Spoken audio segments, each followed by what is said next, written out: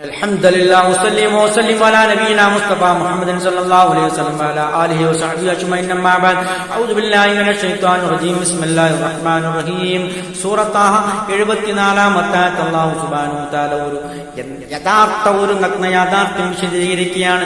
ഇന്നഹു നിശ്ചയമായും അത് ആ കാര്യം എന്ന് പറഞ്ഞാൽ റബ്ബഹു അവന്റെ റബ്ബിന്റെ അടുക്കൽ ഒരുവൻ വന്നു മുജ്രിമൻ കുറ്റവാളിയായി കൊണ്ട് ഒരുവൻ അല്ലാഹുവിന്റെ മശറാവൻ സബീൽ ഒരുവൻ അല്ലാഹുവിന്റെ മുന്നിൽ വരികയാണെങ്കിൽ എന്താണ് അവന്റെ പര്യവസാനം, അവന്റെ അവസ്ഥ എന്താണ് അല്ലാഹു വിശദീകരിക്കുന്നു.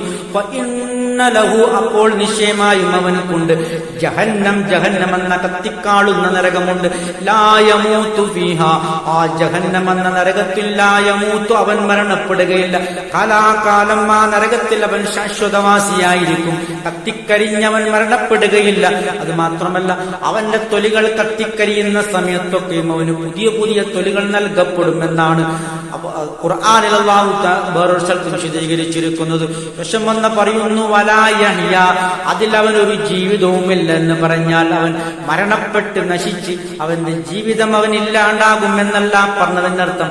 സുഖ സൗകര്യമുള്ള ഒരു ജീവിതം ആ നരകത്തിൽ അവന് ലഭിക്കുകയില്ല എന്നാണ് ആ പറഞ്ഞതിന്റെ പൊരുൾ.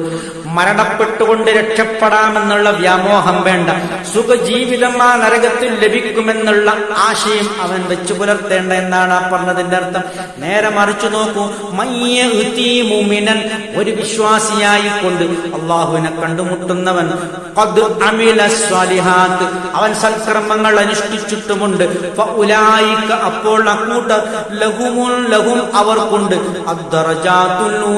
അത്യുന്നതമായ പദവികളുണ്ടെന്ന് പറഞ്ഞാൽ ജന്നാത്തുൽ ഫിർദൗസ് പോലുള്ള വലിയ വലിയ സ്വർഗീയ പദവികളും സ്വർഗീയ ഭവനങ്ങളും അവർക്കുണ്ട് എന്നാണ് അല്ലാഹു സുബ്ഹാനഹു വ തആല വിശദീകരിക്കുന്നത്. അതൊക്കെ അവന് ലഭിക്കുമെന്നാണ് പറഞ്ഞതിന്റെ അർത്ഥം. അപ്പോൾ ഒരു കുറ്റവാളിയായി അള്ളാഹുവിനെ കണ്ടുമുട്ടുന്നവർ അവൻ നഷ്ടപ്പെടുകയും നാശത്തിലകപ്പെടുകയും ചെയ്യും. അതേസമയം വിശ്വാസിയായി കൊണ്ട് സൽക്കർമ്മങ്ങൾ അനുഷ്ഠിച്ച് വിജയിയായി അള്ളാഹുവിനെ കണ്ടുമുട്ടുന്നവന് കൃത്യമായ വിജയവും സ്വർഗപ്രവേശനവും സാധ്യമാകുമെന്നാണ് ഈ രണ്ടായത്തിൽ കൂടി അല്ലാഹു സുബ്ഹാനഹു വ തആല നമ്മെ ഉപദേശിക്കുന്നത്. ഇത്രയുമാണ് ഇതുമായി ബന്ധപ്പെട്ട് വിശദീകരിക്കാനുള്ളത്. സത്യമായി മനസ്സിലാക്കുന്ന സജ്ജനങ്ങൾ നമ്മെ അല്ലാഹു ഉൾപ്പെടുത്തി അനുഗ്രഹിക്കുമാറാകട്ടെ. ആഖിർ ദഅവാന അൽഹംദുലില്ലാഹി റബ്ബിൽ ആലമീൻ.